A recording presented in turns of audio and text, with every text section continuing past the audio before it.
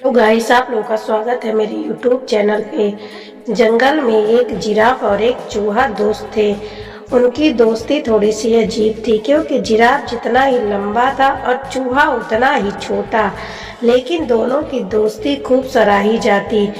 एक दिन जिराफ और चूहा खाने की तलाश में जाते हैं। तभी वहाँ पे एक बहुत लंबा पेड़ होता है।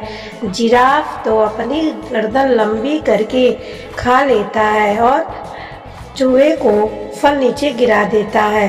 तब चूहा कहता है कि जिराफ भाई, अगर आप ना होते तो मेरा क्या होता, मैं तो इन स्वादिष्ट फलों को कभी चख नहीं पाता।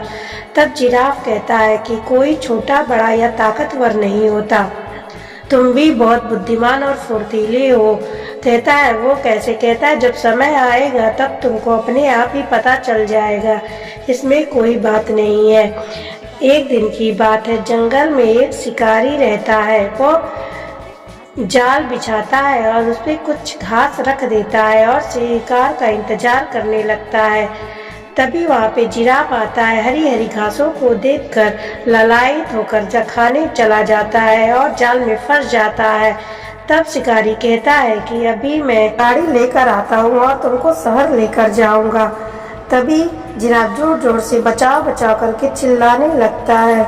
उसकी आवाज़ चूहा सुन करके वहाँ दौड़ता दौड़ता आता है। तब चूहा कहता है कि जिराफ भाई, आप मुझे थोड़ा समय दें, मैं अभी जाल को काटता हूँ और आपको निकालता हूँ।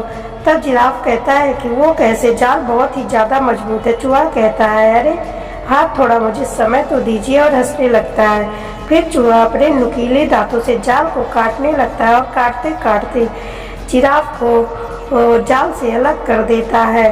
अब दोनों वहाँ से चले जाते हैं। जिराफ कहता है देखा, तुम्हारे दांत कितने नुकीले और फुर्तीले हो, और इसलिए तुमने मेरी हेल्प की है, ये मैं तुम्हारा एहसान कभी जिंदगी में नहीं भूलूंगा। तब चूहा कहता है कि अरे इसमें एहसान की बात क्या है, आप ही तो कहते हैं कि हम एक दूसरे के काम ही आएंगे, कोई साइज से छोटा बड़ा नहीं होता है। तब जिराफ हंसने लगता है और दोनों वहाँ से चले जाते हैं।